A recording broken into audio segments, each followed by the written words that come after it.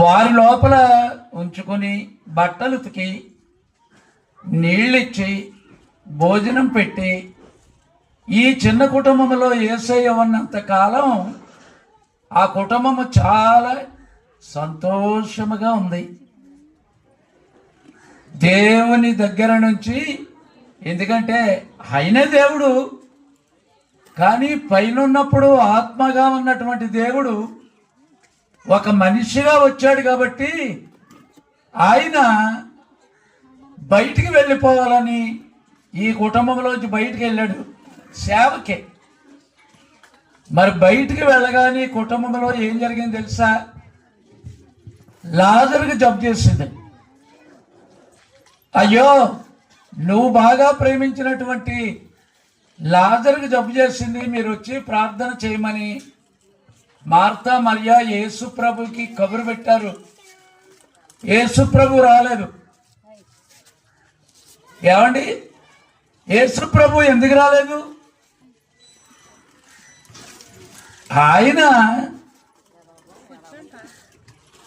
చనిపోయినప్పటికీ బతికున్నప్పుడు ఆయన ఎలాగా బాగు చేస్తాడు, కానీ ఒక మనిషి ఆయన యందు విశ్వాసం ఉంచి చనిపోయినను తిరిగి లేస్తాడని వాక్యంలో ఉంది. కాబట్టి దానిని నెరవేర్చు నిమిత్తము ఆయన ఆలస్యం చేశాడు, చెయ్యాలని చేశాడు ఆలస్యం. ప్రియులారా, చివరికి ఎలాగైతే రెండోసారి మళ్ళీ కబురు పెట్టారు, రాలేదు యేసుప్రభు, రాకూడదని రాలేదు. కానీ యేసుప్రభు తర్వాత ఈయన చనిపోయి సమాధి చేయబడినటువంటి 4 రోజులకు వచ్చాడు. ఆ ఊరు బేతనయ్య. యేసు బేతనీలోకి వచ్చాడని చనిపోయిన ఇంటి దగ్గర చుట్టాలు వస్తారు కదా, అయ్యో అమ్మా ఇలా జరిగిందా ఓదార్చడానికి వచ్చినప్పుడు ఆ ఇంటి దగ్గర అందరూ కూడా ఏడుస్తూ ఉంటే యేసయ్య ఊళ్ళోకి వచ్చాడని విన్నది మార్త. వెంటనే మార్త ఇంటి దగ్గర నుంచి యేసయ్యని ఎదుర్కొని బేతనీ ఊళ్ళోకి వెళ్ళింది. ఏమండి, చనిపోయినటువంటి ఇంట్లో ఒక 20 రోజుల వరకు ఎవడొచ్చినా పట్టించుకోవడం, ఏడుస్తూనే ఉంటాం, ఎవరి వైపు చూడం. చనిపోయినటువంటి వ్యక్తి నా కొడుక, నా మనవరాలా, లేకపోతే బావా, అయ్యో నా ప్రియుడా, ప్రియులా చనిపోయేవా అని ఏడుస్తూ ఉంటారు. మరీ ఏడుస్తుంది. చుట్టాలున్నారు. ఆ బేతనీ ఇంట్లో అక్కడి నుంచి మార్త పరుగున యేసయ్యని ఎదుర్కొన్న. యేసయ్య ఎలాగ వస్తాడని తెలుసు. ఏమండి, ఇంటికి వస్తాడు, ఆయనే వస్తాడులే అనుకోలేదు. బేతనీయలో వెళ్ళి యేసుకు ఎదురుగుండా వెళ్ళి ఏమంటుంది? ప్రభువా, నీవిక్కడ ఉన్నట్లయితే నా తమ్ముడు చనిపోవడం. హల్లెలూయా! ఎంత విశ్వాసం అండి! నువ్వు లేకే నా తమ్ముడు చనిపోడు. నువ్వు ఉన్నట్లయితే జబ్బు చేసినప్పుడు నువ్వు ప్రార్థన చేద్దు. అప్పుడు యేసు ప్రభు ఏమన్నాడంటే, నీ సహోదరుడు లేస్తాడులే అన్నాడు. ఏమండి, ఆఖరిని ఎలాగా లేస్తాం? న్యాయ తీర్పు దినాన్ని చివరిని ఎలాగా లేస్తాం? తప్ప ఒప్ప? కానీ మరి నీవు ఇక్కడ ఉన్నట్లయితే నా తమ్ముడు బతుకుతాడని చెప్పినటువంటి ఆవిడ అంచెదినములు లేస్తాడు. ఎప్పుడో అంటే యేసు ఏమన్నాడు తెలుసా? నువ్వు నమ్మినట్లయితే ఇప్పుడే లేస్తాడు. అయితే ఎక్కడ పోతు పెట్టారన్న, రండి చూపెడతానని మరి అక్కడికి వెళ్ళింది. ఇంతకీ ఏంటంటే, ఈ లోపల ఇంకో సంఘటన ఉంది. యేసు ప్రభువుని ఇక్కడ విడిచిపెట్టి ఇంటి దగ్గర ఉన్నటువంటి అక్క దగ్గరికి వెళ్ళి, ఏమండి అందరూ పక్కన ఏడుస్తుంటే ఈవిడ మరి దగ్గరికి వెళ్ళి అక్క దగ్గరికి వెళ్ళి చెవులోను యేసయ్య వచ్చాడు, యేసయ్య వచ్చాడు, తమ్ముడు బ్రతికేస్తాడు అని చెప్తుంది. ఏమండి డైరెక్ట్గా అందరూ ఎదురుకుండా ఎందుకు చెప్పలేదు? ఇందరు ఎదురుగుండగా యేసై వచ్చాడు, అక్క బ్రతికేస్తాడు మన యేసై అని ఎందుకు చెప్పలేదు? చచ్చిపోయినాడు ఎలా బతుకుతాడు? 4 రోజులు కొల పురుగులు తిరుగుతుంటేని ఎవరో నమ్మరండి ప్రియులారా. అందుచేతనే చెవిలో చెప్పింది మరియకు అని చెప్పి ఏం చేస్తుంది తెలుసా?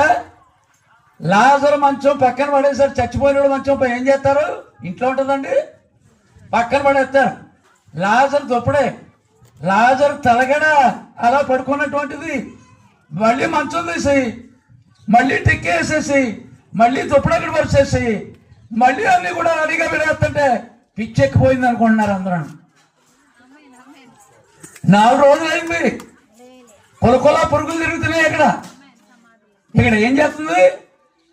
యేసయ్య వచ్చాడు, మా తమ్ముడు బతికేశాడు అని గట్టిగా అనుకోండిగా అక్క దగ్గరికి వెళ్ళి మరియ దగ్గరికి వెళ్ళి ఏం చేసింది? తమ్ముడు బతికేస్తాడు, యేసయ్య వచ్చేసాడని చెప్పి అక్కడ చచ్చిపోయినోడు మంచం పక్కన పడేసింది. మళ్ళీ తీసి మంచం వేసేసి దుప్పుడు వేసేసి టెక్కే పరిచేసి రెడీ పెట్టేసింది అంతే. ఎవరైనా ప్రపంచంలో అలాంటి సోదరు ఎవరైనా ఉన్నారా? హల్లెలూయా, హల్లెలూయా. ప్రియులరా, ఈ పాయింట్ నాకు ఎప్పుడూ తెలియదు. ఏమండి బైబిల్లో ఉందా అది మంచం వేశారని? నిజంగా ఖచ్చితంగా అలా చేసిందని అంటే ఆవిడ విశ్వాసం యేసయ్య ఎప్పుడైతే వచ్చాడో నా తమ్ముడు బతికేశాడు అనుకుంది. ఎలాంటి విశ్వాసం అండి? సహజమైన విశ్వాసం ఉంది మనకందరికీ కూడాని. ఇప్పుడు ఈ పిల్లలు ఉన్నారు, యేసయ్య నమ్ముకున్నావా? సండే స్కూల్లో మా జాన్ పాల్ గారు ఎన్నో పాటలు నేర్పించారు. నేను యేసయ్య నమ్ముకోకుండా ఈ పాటలు ఎలా పాడుతున్నాను అంటే అది తల్లి గర్భంలో పుట్టినప్పుడు సహజమైన విశ్వాసంతో మనం అందరము యేసయ్య దేవుడు అంటున్నాం. కానీ పెదవులతో శరీరం మీద ఉన్నటువంటి కన్ను, ముక్కు, చెవి, నాలుక, చర్మం దేవుడు పనిచేయడానికి ఇచ్చినటువంటి 5 ఇంద్రియాలతో ఏమంటున్నాం? యేసు ప్రభు దేవుడని అంటున్నాం. మనం గుడికి వెళ్తున్నాం. ప్రియులారా, లోపల ఉన్నటువంటి ఆత్మ ఈ శరీరము మెదడు కలిగి ఉంది. దేవుని వాక్యము మెదడు దగ్గర ఉంచుకుంటే మనం నమ్మిక కాదటది. ప్రవక్త గారు వచ్చి మనకు చెప్పింది ఏంటంటే నీ హృదయమే ఆలయము, శరీరము నువ్వు ఆలోచించే మనసు 2 దాంట్లోంచి ఎడవైపున ఉన్నటువంటి నీ హృదయమే దేవుని ఆలయం అని చెప్పారు. కాబట్టి మరియమ్మ ఏం చేసింది? దయాప్రాప్తిరాల శుభం అని చెప్పినప్పుడు ఆ వాక్యాన్ని మెదడు దగ్గర నుంచి మనసు దగ్గర నుంచి ఎడమవైపు హృదయంలోనికి ఎక్కడ దాచుకుందా అమ్మాయి? కన్యక గర్భవతి కుమారుని కరుణ అనే మాట ఇక్కడ మెదడులో కాదు. మనం చేసి భక్తి అంతా కూడా ఇప్పుడు మెదడు, తెలివి, మానవ జ్ఞానముతో యేసు ప్రభు దేవుడు అని చెప్తున్నామయ్యా. ప్రియులారా, ఇక్కడ ఇది వరకు మరి అని ఉత్తమమైన దానిని ఎంచుకుందని చెప్పాడు యేసు ప్రభు. మరియా ఉత్తమమైన దాన్ని ఎంచుకుంది. మార్తా నువ్వు పొగలో కూర్చొని నువ్వు భోజనం చేస్తూ నువ్వు తొందరలో ఉన్నావని చెప్పాడు ఒకప్పుడు. మరియా ఉత్తమమైనటువంటి చేర్చుకుంది అన్నాడు. కానీ ఇప్పుడు ఎవరో మరి అక్కడే ఉంది, ఏడుస్తూ ఉంది. వాళ్ళందరూ ఏడుస్తుంటే మరి వెళ్ళలేదు. కానీ మార్తల్లి యేసును ఎదుర్కొని మరియను యేసు దగ్గరికి తీసుకుని వెళ్ళింది. హల్లెలూయా. నువ్వు ఈ సంవత్సరంలో మార్తమ్మలా పనిచేయట్లేదు ఎవరు. మార్తమ్మ ఏం చేసింది? యేసయ్యను అక్కడ విడిచిపెట్టి మళ్ళీ ఇంటికి వచ్చి ఎలాంటి విశ్వాసం చూడండి. మంచం సచ్చినుడు మంచం అక్కడ వేసి టెక్కేసి బైబిల్లో అన్ని విషయాలు రాయడానికి కుదరదండి.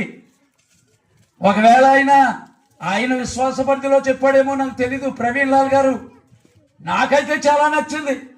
ఎన్నో చోట్ల ఈ విషయం నేను చెప్తే అచ్చి బాబో ఇదేంటండి, చచ్చిపోయిన వాళ్ళ ఇంట్లో ఎవడో కూడా చచ్చినోడు మంచం తీసి టెక్కేసి దుప్పడేస్తుంటే పిచ్చెక్కిపోయింది అనుకున్నారు అక్కడ వాళ్ళు అందరూ. పిచ్చెక్కిపోయిందా? చూడండి, మరియం తీసుకొని యేసు దగ్గరికి, అక్కడే ఉన్నాడు యేసు అందరితో మాట్లాడుతున్నప్పుడు, తీసుకుని వెళ్ళింది. ఎక్కడ ఉన్నాడు మీ తమ్ముడు అని అడిగారు. 2 అన్నారు. శ్మశానం దగ్గర తీసుకెళ్ళిన తర్వాత అక్కడ ఆ రాడు తీయండి అన్నాడు. ఇదేంటి ప్రభు అలాగంటావు? ఎవరో మార్తమ్మే, ఇప్పుడే నీ తమ్ముడు బతుకుతాడని 10 నిమిషాల ముందు ఊళ్ళో ఏటి ఆ మన మాట నోట్లో ఈమె హృదయంలో పెట్టుకుని ఇంటికి వెళ్ళి సచ్చినోడు మంచం అక్కడ టెక్కే వేసి మళ్ళీ రెడీగా ఇప్పుడు బతికేస్తాడు నా తమ్ముడు, వచ్చి మళ్ళీ ఇక్కడ పడుకుంటాడని ఎప్పుడు ఇంతకు ముందు ఎలా పడుకున్నాడో అదే విధంగా ఇచ్చినటువంటి ఈవిడి అక్కడికి వెళ్ళిన తర్వాత సమాధి దగ్గర రాడు తీయమంటే అయ్యో పురుగులు బట్టి వాసన కూడా ఎత్తాడంటుంది. మార్త, ఇప్పుడే కదా నీ తమ్ముడు బతుకుతాడని, నువ్వెక్కడ ఉంటే బతుకుతాడని చెప్పావు, ఈ లోపలనే మర్చిపోయావా? మనుష్యుడు రొట్టె వలన మాత్రము కాదు గాని దేవుని నోట నుండి వచ్చు ప్రతి మాట వలన జీవించు. మళ్ళీ ఒక స్వరముతో పైకి లేవండి అని చెప్తాడు దేవుడు. అయ్యా మనకు ఉపయోగం, ఎందుకంటే మనం ఇంకా మట్టిలోనికి వెళ్ళలేదు. సజీవులమైన నిలిచి ఉన్నటువంటి మనకు ఉపయోగకరము. ఆవిడకు ఇప్పుడు మనం తీర్పు తీర్చడానికి కుదరదు. ఏ మెట్లో మీకంటే ముందుగా వెళ్తున్నాను, నేను అక్కడ ఇల్లు కడుతున్నానని చెప్పారు. భూలోకంలో అందరికీ కలిపి ఉంది ఇల్లు, ఒకటే ఇల్లు. కానీ ప్రభువును నిద్రించిన వారికి ఒక్కో ఇల్లు, ఒక్కొక్కరికి ఒక ఇల్లు పరలోకములో.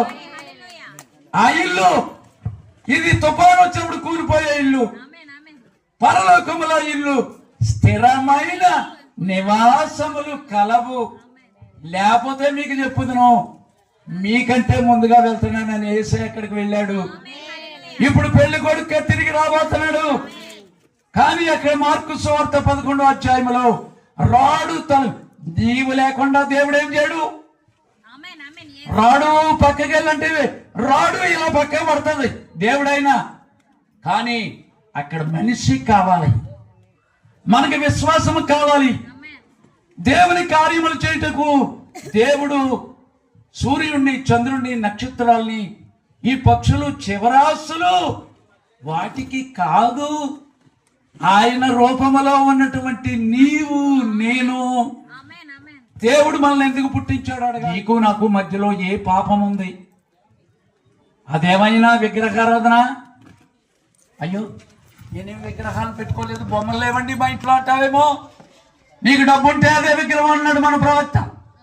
దేవుని ఎట్లా నిశ్చేతి కలిగి ఉన్నట్లు అందంగా ఉంటే అదే నీకు అడ్డు, అదే నీ విగ్రహం అని చెప్తున్నాడు. నేను బాగా చదువుకున్నాను, ఉద్యోగం ఉందని అనుకుంటే అదే నీకు అడ్డు అని చెప్తున్నాడు. అయ్యా, దేవునికి మనకి అడ్డుగా ఉన్నది తొలగించుకోవడానికి దేవుడు ఇప్పుడు సజీవులమై నిలిచిండు. మనము వాళ్ళకంటే ముందు వెళ్ళమని అందుకే చెప్పారు. మనలో ఉన్నటువంటి దోషం ఏదో మనం ఎప్పుడు ఒప్పుకోవాలి. యేసుక్రీస్తు అనే అర్థములో ఆ వాక్యములో మనం అందరము కూడా చూసుకోవాలి. రాడు తీయండంటే అయ్యో మళ్ళీ ఏం చెప్తున్నాయి, కొన్ను ముక్కు చెవి నాలుగు ఏమంటున్నాయి, అచ్చి బాబోయ్ నా తమ్ముడికి ఇలా కొలకొల పురుగులు వస్తాయి, ఎలా తీను ప్రభువా అంటే నాయందు విశ్వాసం ఉంచేవాడు ఎన్నటికీ చనిపోడు. నాయందు విశ్వాసం ఉంచేవాడు ఎప్పుడూ చనిపోడు. బ్రతికి నాయందు విశ్వాసం ఉంచేవాడు మరలా తిరిగి లేచునని చెప్పి మార్త ఇప్పుడే కదా, ఎంతసేపు అండి బేతనీ నుంచి సమాధి దగ్గరికి వెళ్ళడానికి 15 నిమిషాలు. 15 నిమిషాల్లోనూ దేవుని వాక్యం ముందేం చేసింది, విశ్వాసంతోనే నువ్వు ఇక్కడుంటే నా తమ్ముడు చనిపోయింది. ప్రియులారా, అక్కడికి వెళ్ళిన తర్వాత ఏమంటుంది, పురుగులు ఉన్నాయి, వాసన కొడతాడు అంటుంది. ప్రియులారా, పునరుద్ధానమును జీవమును నేనే. అప్పుడు యేసయ్య ఏమన్నాడు? పునరుద్ధానమును జీవమును నేనే. అక్కడ రుజువు ఏం చేశాడు? రాడ్ తీశారు. రాడ్ తీయగానే ఏం చేశారు? యేసయ్య, లాజరు బయటికి రా. వెంటనే కొట్లు ఎవడు చెప్పలేదు. ఎవరిని బట్టలు సన్నపనారు బట్టలతో చుడతారు కదా, ఇలా కొట్లతోనే పైకి వేశాడు. హల్లెలూయా, హల్లెలూయా. లాజరు బయటికి రమ్మని పిలిచాడు ఆయన. దేవుని యొక్క వాక్యములో ధనం ఉంది, ఘనత ఉంది, రక్షణ ఉంది, స్వస్థత ఉంది. ప్రియులారా, దేవుని యొక్క వాక్యము ఆయన నోటి నుండి వచ్చు ప్రతి మాటని మనం తీసుకుంటున్నామో లేదో, మనం విన్నటువంటిది ఈ మెదడులో ఉందా, మనస్సులోకి వెళ్ళిందా? ఆ రెండో దాంట్లోంచి మరియమ్మ హృదయము లోపల దాచుకున్నట్లుగా దేవుని మాట మూడో దాంట్లోకి వెళ్ళాలి. శరీరము అనగా మన మెదడు, ఆలోచించే క్రీస్తు యేసునకు కలిగిన మనస్సు రెండోది. హల్లెలూయా. క్రీస్తు యేసునికి కలిగిన మనస్సు వస్తేనే గాని లోపలికి పంపించలేము మనం. ప్రియులారా, క్రీస్తు యేసునికి కలిగినటువంటి మనస్సు మనకు రావాలంటే క్రీస్తు నోట నుండి వచ్చిన ఆయన స్వరము వినాలి. దేవుని యొక్క స్వరము. ఇప్పుడు నేను చెప్పాను, బ్రతకడానికి దేవుడు 5 ఇంద్రియాలు ఇచ్చాడు. కన్ను, ముక్కు, చెవి, నాలుక, చర్మం, ఈ 5 బతకడానికండి. కానీ దేవుణ్ణి ఆరాధించడానికి దేవుడు ఈ 5 కాక పరలోకము నుంచి ఏమండి శిలువ మరణం తర్వాత నేను వెళ్ళి ఆదరణకర్తను మీకు పంపుదును, పరిశుద్ధాత్మను పంపుతా అన్నాడు. గడ్డ వేసుకుని అంగే వేసుకున్నటువంటి యేసు పెళ్ళాడు. ఆయన పరిశుద్ధాత్మ ఇక్కడ మన మధ్యలో ఉన్నారు. అందుకే ఇక్కడ ఏం ఫోటోలు పెట్టలేదు ఇప్పుడు మనం. ఎందుకు ఫోటో? ఆయన ఇక్కడ శరీర రీతిగా అక్కడ ఉన్నాడు, ఆయన ప్రార్థన చేస్తున్నాడు. ప్రియులారా, అది ఎన్నోది? దేవుణ్ణి ఆరాధించేవారు ఆత్మతోను సత్యముతోను అనగా ఎన్నో జ్ఞానేంద్రియము దేవుడిచ్చింది? 6వ జ్ఞానేంద్రియం. మార్తమ్మకి దేవుడు 6వ జ్ఞానేంద్రియం ఇచ్చాడు. హల్లెలూయా.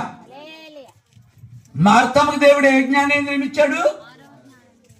6వ జ్ఞానేంద్రియం ఇచ్చినప్పుడు దేవుడిచ్చిన తర్వాతే ఇదిగో నువ్వు ఇక్కడ ఉన్నట్లయితే నా తమ్ముడు బతుకుతాడని చెప్పింది. మనం కూడా ఏమండి చనిపోయిన వాళ్ళని బ్రతికించడానికి ఒకవేళ దేవుడు మళ్ళీ ప్రాణం ఇస్తున్నాడేమో అని అలా కాకుండా మనం ఏం చేస్తున్నాం? ముందు పెట్టి గురించి చేస్తున్నాం. బ్రహ్మగ్రామ గారు శిక్ష ఏం చేశారు తెలుసా? ఆయన లేనప్పుడు చచ్చిపోయినాడు ప్రార్థన చేసి బ్రతికించారు. బ్రహ్మగ్రామ గారు లేనప్పుడు అండి దేవుడు, ఎందుకంటే వాక్యం ఉంది, ఆయన వాగ్దానం ఉంది, ఆరోగ్యానేంద్రియం ఇచ్చాడు. మార్తమ్మకి ఇచ్చాడు దేవుడు ఆరోగ్యానేంద్రియము. ఎలాగన్నదండి? నీవిక్కడ ఉన్నట్లయితే నా తమ్ముడు చనిపోవడం అన్నది. క్రైస్తవుడికి యేసుక్రీస్తు ఆరోధించాడు జ్ఞానేంద్రియం. అది పరలోకము నుంచి దేవుడిచ్చాడు. ఏమండి పాస్టర్ గారు ఎవరు? సువార్తికుడు ఎవడు? నాలాంటి వాళ్ళు ఎవరు? ఎంత మేము చర్చలు కట్టినా, వాక్యాలు చెప్పినా, కోటాలు పెట్టినా ఈ బోధించే బోధకులు కానీ ఈ భూలోకంలో ఉన్న ఎవ్వరు కూడా ఇవ్వలేరు. ఆరోగ్యానేంద్రియం మార్తమ్మకి ఇచ్చినందువల్ల మార్తమ్మ ఏం చేసింది? తమ్ముడిని బతికించుకుంది. ఇప్పుడు తమ్ముడు ఎలాగున్నాడు? మనకిలాగా ఇలా విడిగా ఎలాగున్నాడు? అలాగున్నాడా? ఇలా కట్లు కట్టి ఉన్నాడు. కొట్లు విప్పి పోనమ్మని చెప్పాడు మళ్ళీ యేసుప్రభు. చూడండి ఏమండి, చచ్చినోడు బతికించిన తర్వాత కొట్లు ఎవడిస్తాడు? మళ్ళీ మానవుడు ఇప్పాల. కాబట్టి మనం లేకుండా దేవుడు ఏమి చేయడు. ఇక్కడ దేవుడి కార్యం జరగాలంటే ఎక్కడ 2 లేక 3 నా నామమున ఉంటారో వారి మధ్యలో నేను ఉంటానని చెప్పారు. ప్రియులారా, మార్తమ్మ వెళ్ళి మరియమ్మని తీసుకొచ్చింది. ఇక్కడ తమ్ముడు లేచాడా లేదా? ఇప్పుడు మరి లాజరు ఇంటికి వచ్చిన తర్వాత మంచం పనిచేసిందా లేదా? ఇంతకు ముందు లాజరు మంచమే, అదే తలగడ, అదే దుప్పటి. మళ్ళీ మామూలుగా లాజరు వచ్చి ఎక్కడ పడుకున్నాడు.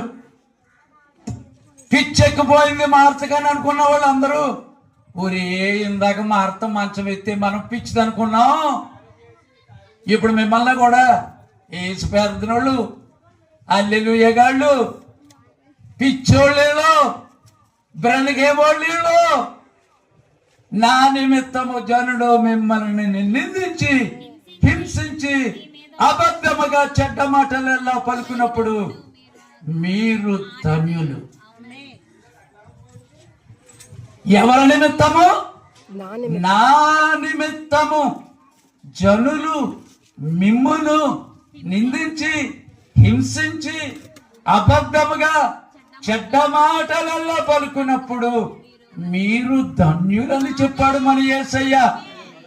కాబట్టి మార్తమ్మ ఎలా చేయగలిగింది? సత్యనాడు బతికించుకుంది. ఏమండి, 4 రోజులు కాదు, చనిపోగానే ఇక్కడి నుంచి ముందు ప్రభు కానీ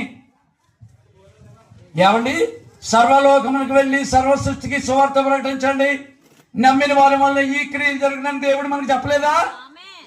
ప్రవక్త ఉన్నప్పుడు జరగాల. విశ్వాసులు కూడా ఈ కార్యములు చేయదని చెప్పలేదా? మరి మనం మన విశ్వాసం పరీక్ష చేసాం. మనకు ఆరోగ్యానేంద్రియము మార్తమ్మకి ఇచ్చినప్పుడు మనకెందుకెవడు చెమటూర్చి చేస్తంటే, మార్తమ్మకి ఇచ్చినటువంటి ఆరోగ్యానేంద్రియము ఏమండి, దేవుడు ఆరోగ్యానేంద్రియము ఇచ్చినప్పుడే మనం క్రైస్తవులు అవుతామంట.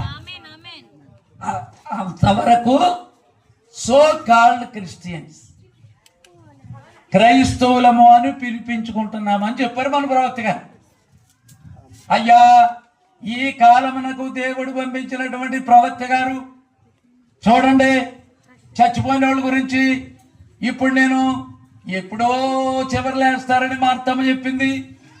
కానీ మన కాలములో 50-60 సంవత్సరాల క్రితం విలియం బ్రెన్నిగామ్ గారు తుఫాను వస్తే అమెరికా దేశంలో బోట్ల మీద వెళ్ళి వాళ్ళందరినీ ఒడ్డుకి చేర్చి, అయ్యో మునిగిపోతున్నాడు, మునిగిపోయి వాడిని బోట్లో వెళ్ళి స్టీమర్లో వెళ్ళి రక్షించన్నాడు. ఏమండి, భార్య న్యూమోనియా వచ్చి హాస్పిటల్లో ఉండి చాలా సీరియస్ ఉందా మీ ఆవిడ, కాసేపటికి కూసేపటికి వెళ్ళిపోతుందని చెప్తే తుఫాన్లో మునిగిపోయి వాళ్ళని లాగుతున్నాడు ఆయన. మనం అలా చేస్తామా? చెప్పండి, నోడుతో ఇలాగండం కాదమ్మా. మనం అలా చేస్తామా?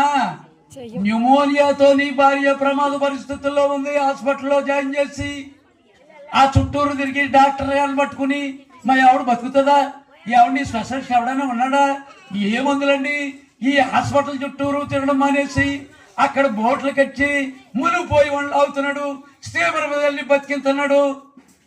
టెలిగ్రామ్ వచ్చింది, మీ ఆవిడ చనిపోయింది, శవాల గదిలో పడేసరి వచ్చి చూసుకోమని టెలిగ్రామ్ వచ్చింది. ప్రవక్త భార్య 5 చచ్చిపోయిన వాళ్ళని స్టెథోస్కోప్ తీసి పాతి పెట్టుకోండి అని డాక్టర్ చెప్పినప్పుడు తర్వాత వెళ్ళి ప్రార్థన చేస్తే బ్రతికితే, భార్య హాస్పిటల్లో ఉండి న్యూమోనియాతో బాధపడుతుంటే తుఫాన్లో వాళ్ళు రక్షించడానికి వెళ్తే టెలిగ్రామ్ పంపించారు, నువ్వు వచ్చి చూసుకోవు. శవాల గదిలో పడుంది నీ భార్య, ఆఖరిసారి ఒక్కసారి వచ్చి చూసుకో. ఎందుకంటే శవాలను ఏం చేస్తారు, రూమ్లోకి డస్ట్బిన్ లోకి పడేస్తారు కదా, ఓసారి వచ్చి చూసుకో, నాకు చెప్పలేదంటాడని. వెంటనే అక్కడి నుంచి బయలుదేరాడు, భార్య దగ్గరికి లోపలికి వచ్చాడు. లోపలికి వెళ్ళి చూసుకోయని చెప్పారు. లోపలికి వెళ్ళి చూసుకునేటప్పుడు వెళ్ళి మై డియర్ హనీ అని ఇలా పట్టుకునేటప్పుడు పైకి లేసి కూర్చుంది. ఎప్పుడో యేసుప్రభు కాలంలో కుష్ఠరోగులు బాగైపోయారండి, కోళ్ళు వచ్చేసాయండి, లేకపోతే దావీదు కుమారుడు కరుణించమంటే కోళ్ళు లేని కబోతున్నట్టు కోళ్ళు వచ్చాయని.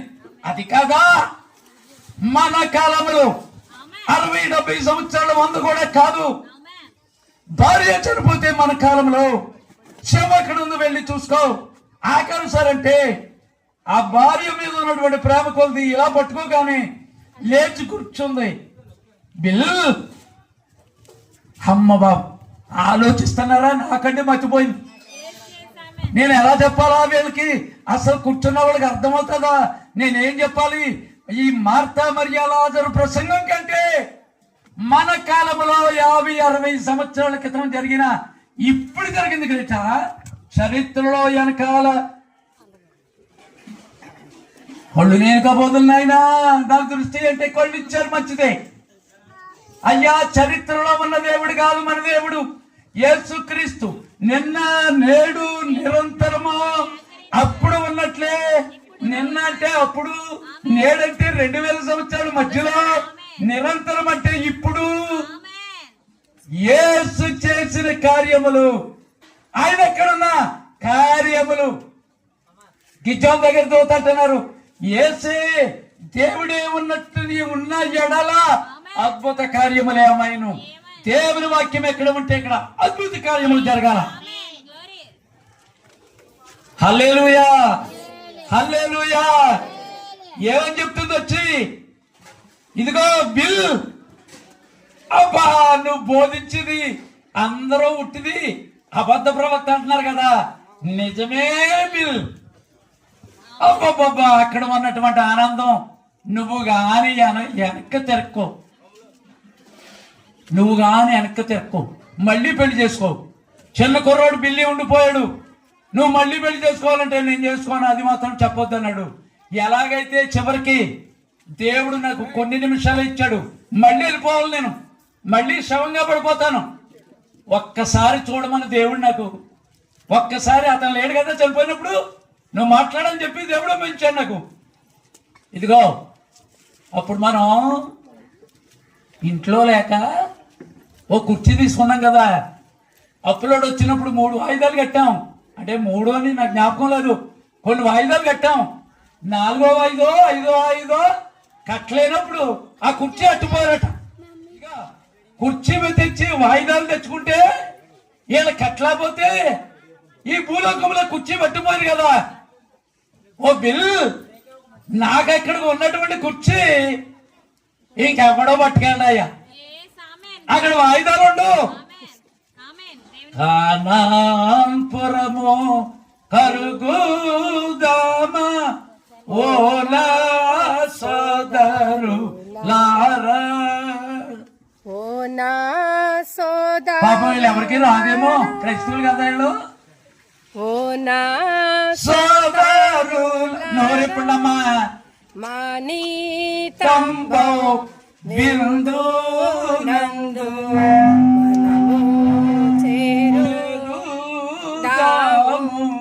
మాని తంబో బిందు నందు మనము చేరుదాము. మహిమా నగరమందు ఆకలి దప్పులు లేవు, ఆకలి దప్పులు లేవు, ఆకలి దప్పులు లేవు. క్షేమమిచ్చు రాజ్యమందు చేరుదాము రారే. క్షేమమిచ్చు రాజ్యమందు చేరుదాము రారే. హల్లెలూయా. శారమ్మకి ఆకలి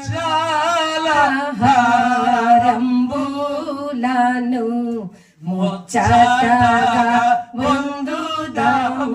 అనేటటువంటి దర్శనములని సాధు సుందర్ సింగ్ రాసిన దాంట్లో చచ్చిపోయినోడు దేవుడి దగ్గరికి వెళ్తే మీద పడి కూతురు వాళ్ళందరూ ఏడ్చి ముక్కులో నెత్తికాడ మెడలో బంగారం తీస్తుంటే అయ్యో ఇలాగ ఏడుతున్నారు, దెబ్బలాడుకుంటున్నారు నా బంగారు గురించి. ఎంత బాగున్నాను నేను, అయ్య బాబోయ్ బంగారు వీధుల్లో ఉన్నాను, అక్కడ గ్యాస్ లేదు, అక్కడ బండి లేదు, అక్కడ దీపం లేదు, ఆమేన్. అక్కడ పగలు లేదు, అక్కడ రాత్రి లేదు. అలాంటి రాజ్యం కావాలా?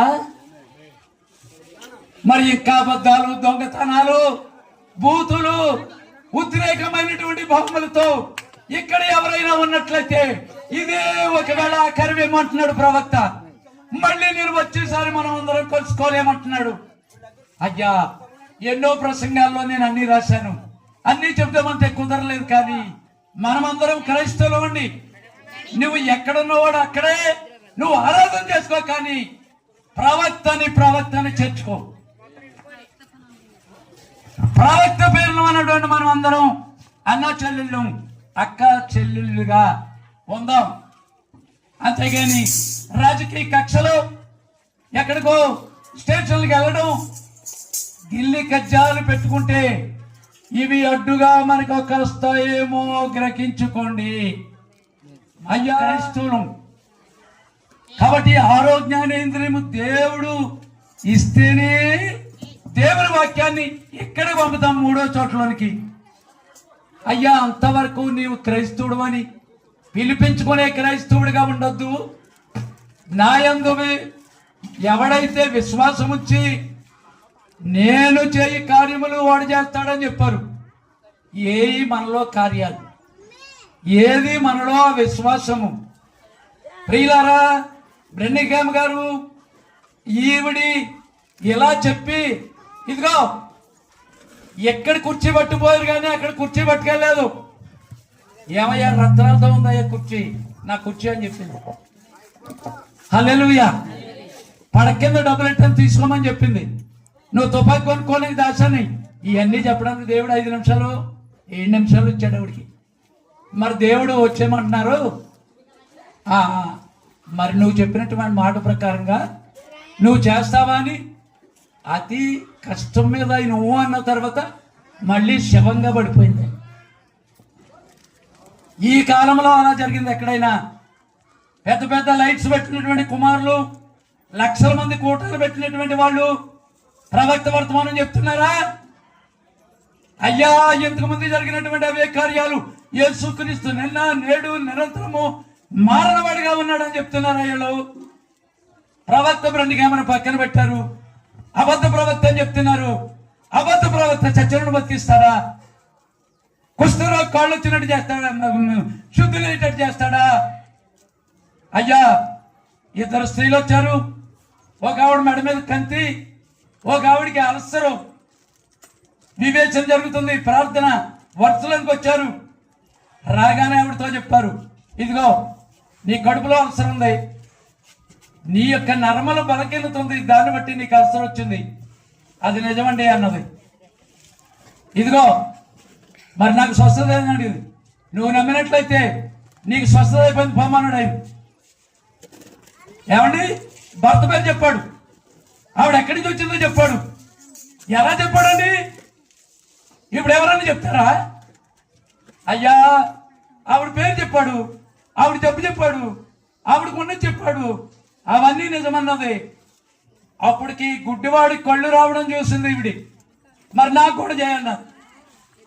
దేవుడు ఆరోగ్యాన్ని ఎందుకు అలిగిస్తాడో చెప్పాడు అక్కడ. ఇది ఎక్కడ